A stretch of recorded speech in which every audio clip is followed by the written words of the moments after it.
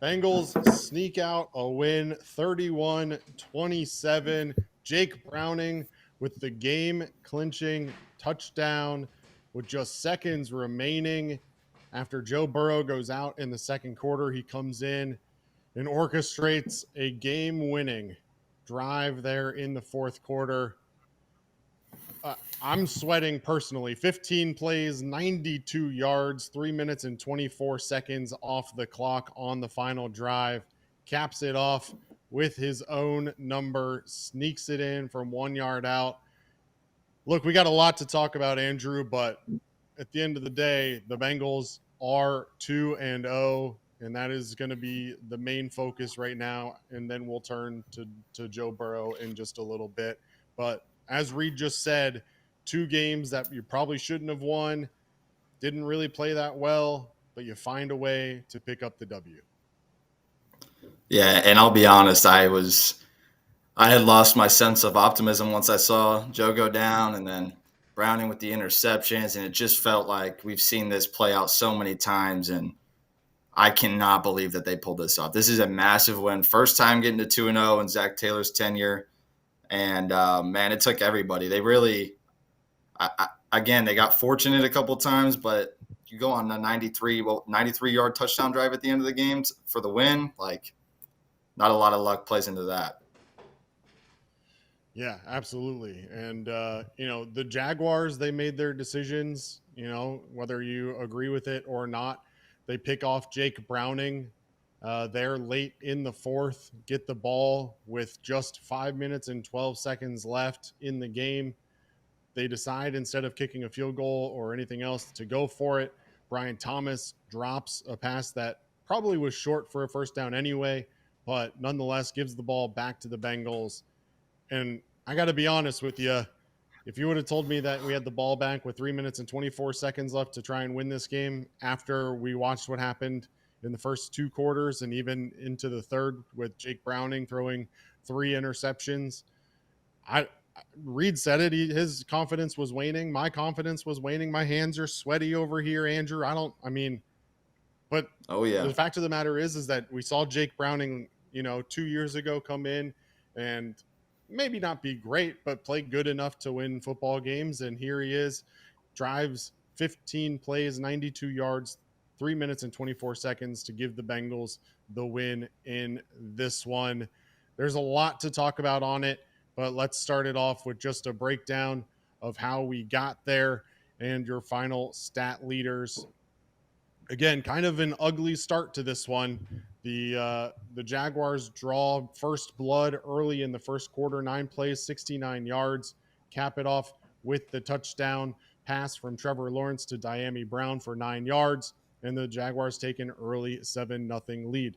Bengals do nothing on their first drive, actually go backwards before punting it away, but then a Trevor Lawrence interception gives the ball back to the Bengals, who take advantage. They drive 11 plays, 80 yards, before a 4-yard touchdown pass from Joe Burrow to Jamar Chase ties the game at 7. The Jaguars didn't waste any time, though. They come right back at it with an 8-yard touchdown pass to Basil Tootin. Tootin was able to make Cam Sample miss on the screen pass in order to waltz into the end zone and a 14-7 lead. It stayed that way for a couple drives before the Bengals got a field goal late in the second quarter. The Jaguars also put a field goal up to take a 17-10 lead into half. Bengals come out. Jake Browning gets the Bengals a touchdown drive to start the second half. Mitchell Tinsley with an insane one-handed grab in the end zone to make that score 17-7. Teams went back and forth punt, and Jake Browning threw an interception before the Jaguars took a 24-17 lead on an 11-yard touchdown pass to Travis Etienne. Bengals answered again. Quick drive, 3 plays, 47 yards, a minute 29. Jake Browning finds T. Higgins for 42 yards down the sideline. He breaks the tackle of rookie corner Travis Hunter to find the end zone. A field goal from the Jaguars would give them the lead back at 27-24 early in the fourth quarter, and it would stay that way until late. Trevor Lawrence and the Jacksonville Jaguars get the ball back with just 5 minutes left in the fourth quarter. Decide to go for it on 4th and 5, and the pass comes up incomplete for Brian Thomas. Jake Browning leads an improbable 15-play, 92-yard, 3-minute, and 24-second drive, capped off, of course, by that 1-yard touchdown run by Jake Browning to give the Bengals the final lead at 31-27. Joe Burrow, before leaving this one, was 7 of 13 for 76 yards and a touchdown. Jake Browning, final line, 21 of 32, 241 yards, 2 touchdowns, 3 interceptions, and that rushing touchdown. Jamar Chase had a big day after a slow week 1. He had 14 catches for 165 yards and a touchdown. T. Higgins, 3 for 56 and a touchdown. Chase Brown, not a great day, but got it done when he needed to. 16 carries for the running back, 47 yards, 2 receptions, and 18 yards on the reception. Look, I know that everybody, myself included, my initial reaction is to start talking about the Joe Burrow injury. And I think that's natural. I think that is warranted. For those of you that didn't see it, Joe Burrow, with 8 minutes left in the second quarter, is sacked by defensive lineman Eric Armstead of the Jaguars, tackled him around the ankle. Joe Burrow's cleat seemed to get stuck in the turf. It is officially a left toe injury for Burrow. Reed, turn that down.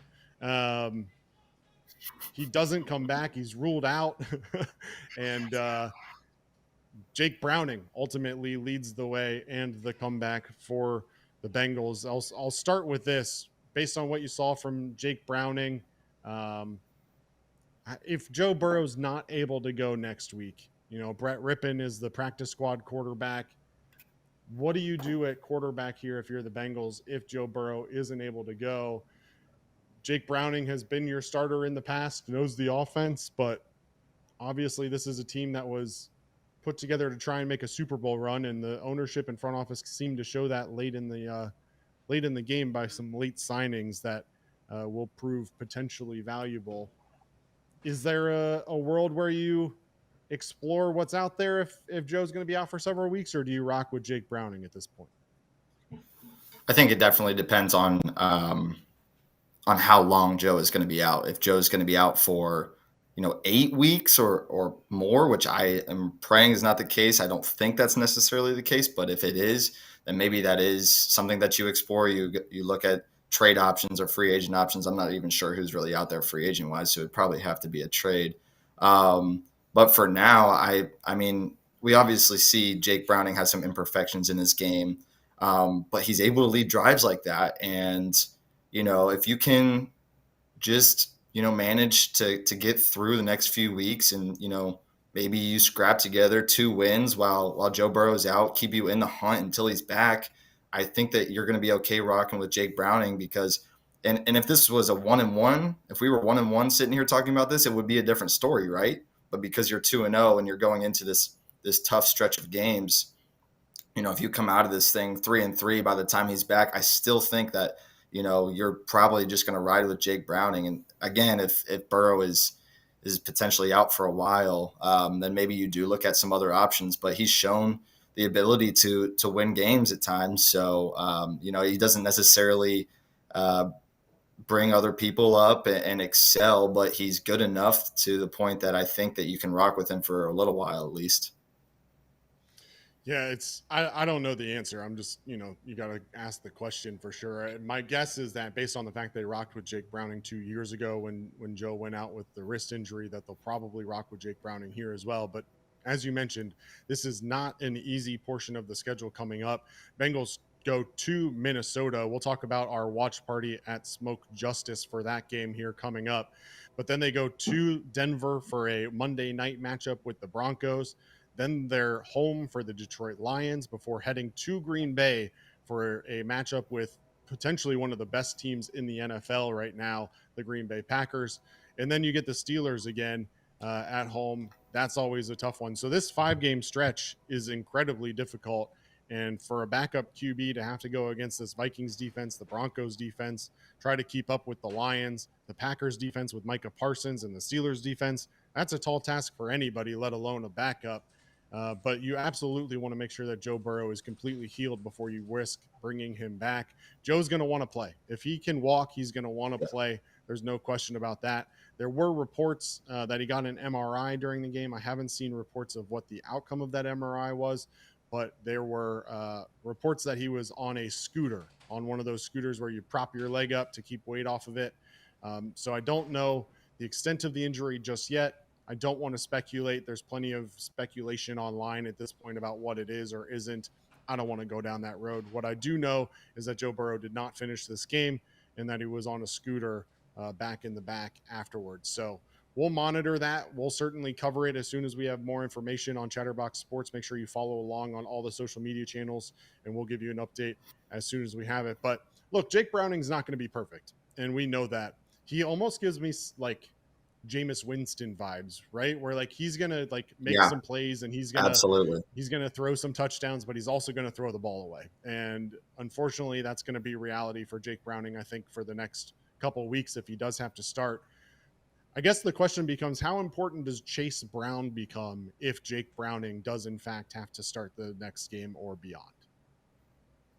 Well, before I get to Chase Brown, I was racking my head thinking who would be a quarterback that they could even go out and get. And the first guy that popped in my head was Jameis Winston. And I'm sitting there, I'm like, that's like the same player. So you really, I mean, you're not going to go out and do that.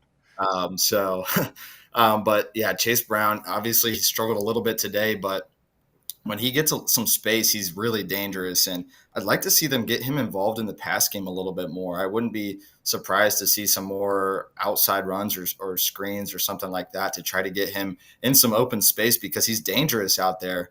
And they're going to have to rely on him. And quite frankly, 3 yards a carry, as bad as the offensive line was today, like that's still not going to cut it.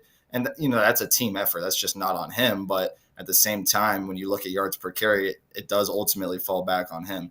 So he's going to have some more pressure. He's going to have an uptick, I think. I don't think that you're going to want to throw Jake Browning 45 times a game. And I think he had 32 pass attempts in 2.5 quarters here today. So obviously that last drive is a special circumstance where you're really not running the ball very much.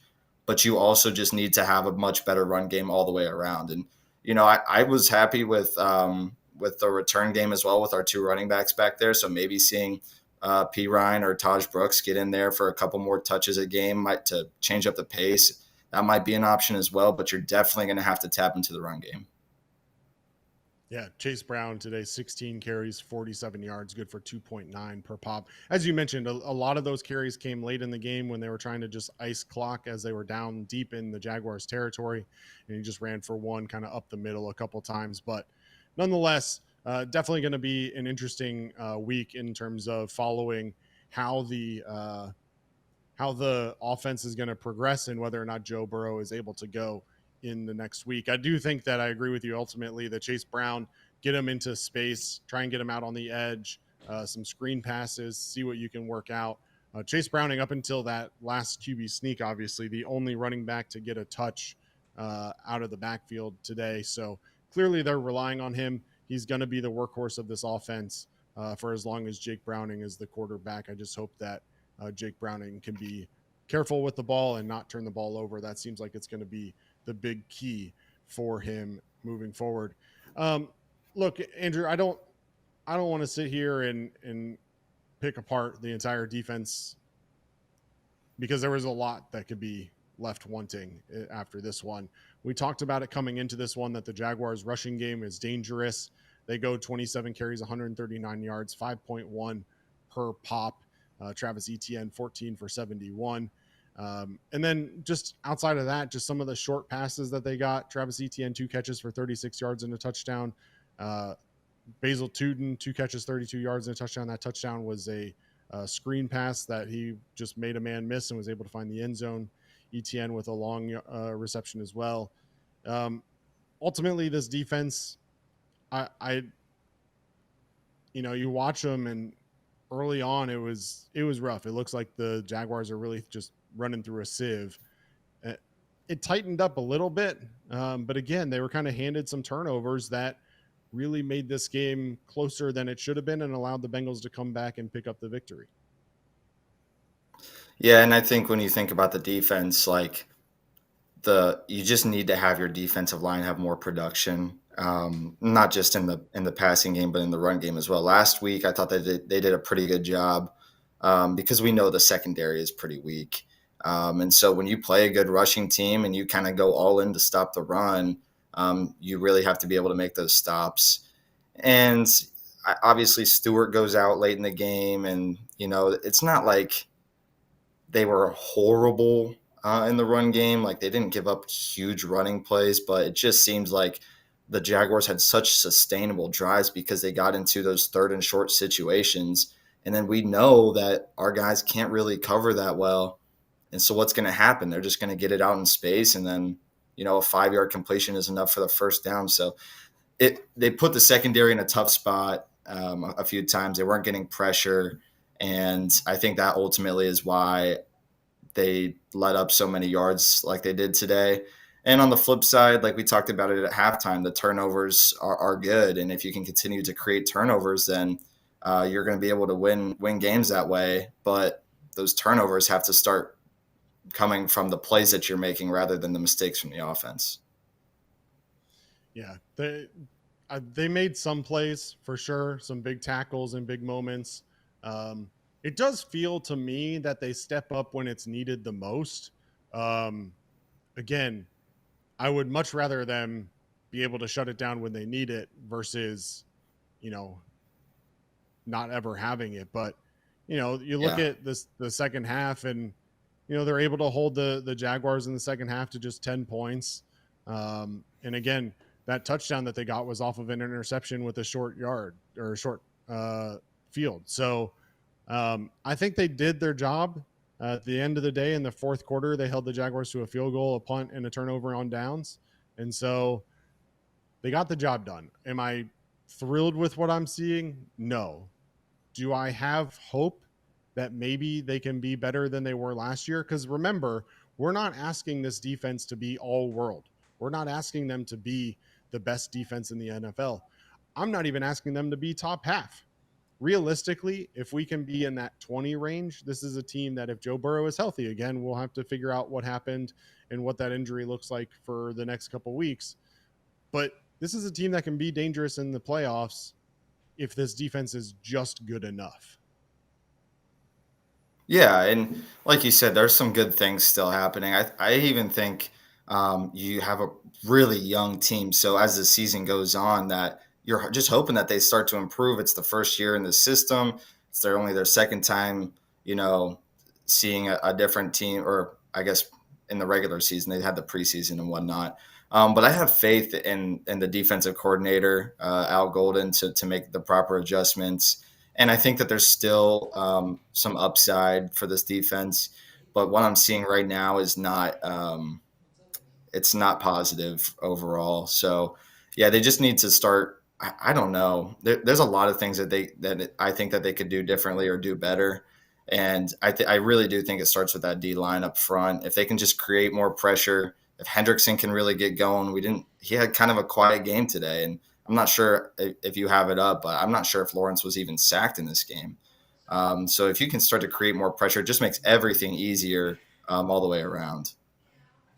We sacked him once, and it was the last play of the game. Trey Hendrickson came up with the big sack there at the end. That's right. Yeah. Trey Hendrickson gets this like kind of MO as a closer, right? That he comes up with the sacks in the big moments, and he got one today. I'm not saying that that a sack with 10 seconds left in the game is that big of a moment, but at the end of the day, that was a play where if Trevor Lawrence does get away and is able to find someone downfield, that you could have heartbreak on your hands. So Trey Hendrickson closes the game out with the sack.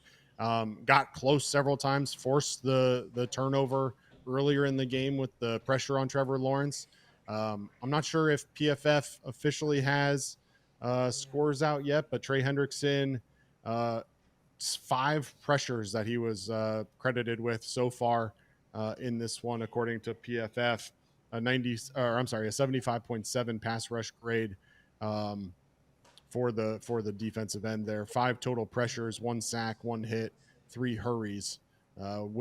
Pass rush win rate of 15.2%. So I think that he needs more help on that D line too.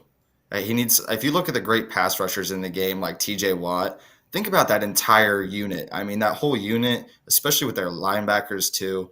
like they all can get after the quarterback. And it's hard when you're the guy that's getting keyed in on because they don't really have to worry about Osai or Stewart, Sample, Murphy, whoever's out there. So those guys need to really step up. And then I think we will see more production from Hendrickson. Again, he came up with the big sack at the end.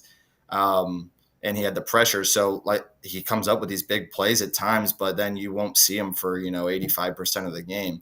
So I think if they can get more production from those guys, it will in turn help out Hendrickson's numbers. Yeah, and Hendrickson's numbers were really amplified in the true pass sets when, it's a clear passing down and the Jags are going to throw. In those situations, which Yeah. was 13 plays today, all 5 of his pressures came during those 13 plays, a 30.8% win rate on true pass sets for Trey Hendrickson. But to your point, in those true pass sets, 16 total plays according to PFF, only 7 total pressures, and 5 of them came from Hendrickson. You're going to need help from somewhere else. Oren Burks picked up 1, and Joseph Asai picked up 1 officially, according to PFF at this point. So this defense is going to have to continue to improve. There's no doubt about it. I still question about how much Al Golden has implemented this early into his tenure and what he's going to be able to implement moving forward. But the defense has done enough to keep the Bengals in the game and allow them to move to 2-0 at this point. Any final thoughts on today's game, Andrew, before we take a look around the league and talk about next week? No, I was just happy to get the W. Absolutely happy to get the W. Well, let's take a quick look around the league. The Baltimore Ravens absolutely trounce the Cleveland Browns. That one's 41-17 as your final. Lamar Jackson, 225 yards through the air with 4 touchdowns. The Browns did contain Derrick Henry as they said that they would. 11 carries, 24 yards, but that's a little bit not exactly Secondary. exciting if you're the Browns. Yeah. The other side, the Browns did turn to Dylan Gabriel in this game. Gabriel went 3 for 3 for 20 yards and a touchdown in mop-up duty for the Browns. The Pittsburgh Steelers, also losers today, 31-17 as your final score against the Seattle Seahawks. Even though DK got that touchdown early, the Seahawks score 24 second-half points to win this one. Sam Darnold, 295 yards and 2 touchdowns. Kenneth Walker, 105 yards and a touchdown in that one. The Bills, they win easily over the New York Jets, 30-10. Josh Allen, 148 yards passing, no touchdowns. James Cook really the lead here, 21 carries, 132 yards, and 2 touchdowns for the Bills running back. San Francisco ekes out a win against the New Orleans Saints, 26-21. Spencer Rattler looked good in that one, 25 of 34 for 206 and 3 touchdowns. But Mac Jones, in his return to the starting lineup, 26 of 39, 279 yards, 3 touchdowns for the San Francisco 49ers backup quarterback. Again, 49ers win 26-21. The Patriots, they take down the Miami Dolphins 33-27. Drake May, 230 yards and a touchdown to go with a rushing touchdown for the young quarterback in New England. Tua, 315 yards, 2 touchdowns, and an interception in the losing effort. The Los Angeles Rams take care of business 33-19 over the Tennessee Titans. Cam Ward, 175 yards and a touchdown. Matthew Stafford, 298 and 2. Puka Nacua found the end zone rushing, as did Blake Corum. And then the Detroit Lions absolutely destroy the Chicago Bears 52-21. Jared Goff, 5 passing touchdowns in this one, 3 of them to Amon-Ra St. Brown, 1 to Jamison Williams, and 1 to Brock Wright. And finally, the Giants, as my score goes out, they're in overtime in Dallas right now. 37-37 is your score there in Arlington. They're at the 2-minute warning of overtime. Russell Wilson, 30 of 41 for 450 yards and a touchdown. Kim Scatabo, 11 carries, 45 yards, and a TD in the effort. So we'll watch that one. And then next week, the Bengals, they are back at it in Minnesota. Jamar Chase and Justin Jefferson squaring off at 1 p.m. Eastern time. That one will be on CBS, but make sure you join us. We'll be live from Smoke Justice in Covington for a live Chatterbox Bengals watch along. We'll start the coverage there at 12:30. We hope that you will join us. Smoke Justice has been a great partner of ours. We've done a couple watch alongs already from Smoke Justice with the Reds games, or pregame shows there, I should say. It's a lot of fun. Great food, great alcohol selection as well. So if you're in the area and looking for somewhere to watch the game with fellow Bengals fans, we'll be there with you. Reed will take you through the pregame, halftime, and postgame show. I will do the live watch along on YouTube if you aren't able to make it to Smoke Justice, but we hope that you're able to join us at Smoke Justice there in Covington as the Bengals travel to Minnesota to face the Vikings in week 3. Andrew, any final thoughts before we wrap this one up? Yeah, just thinking ahead to next week. I think the Vikings have the Sunday night game tonight, right? Yep. So that'll be You are interesting to correct. watch. I know the Bears got demolished today, so it's another chance I think for them to have a winnable game in front of them. I know the Vikings were really, really good last year, but essentially a rookie quarterback back there. I'm excited for that one, and I'll be at Smoke Justice for that too. So it should be a good time. Awesome. Yeah, the Vikings winners last week over the Bears, 27-24. J.J. McCarthy leading the fourth quarter comeback for the Vikings. He had 2 passing touchdowns and a rushing touchdown in the comeback effort. And they do, in fact, play tonight. They host the Falcons on Sunday Night Football. So a chance for you to scout that one out. Meanwhile, out in Sacramento, the Reds lead the Athletics 3-0. Noelvi Marte with a first inning home run, and then Will Benson with a second inning 2-run home run. So far, they are ahead 3-0 and batting in the, just finished batting in the third. So if you haven't, be sure you tune in tonight at 9 p.m. Mike Hart and Trace Fowler will be live with the coverage here on Chatterbox Sports. If you haven't already, please like the stream. Make sure you follow us on YouTube and on all the social media channels. And until next time, for Andrew Collinsworth and Reed Mouse, this has been Chatterbox Bengals. Hoo day, baby!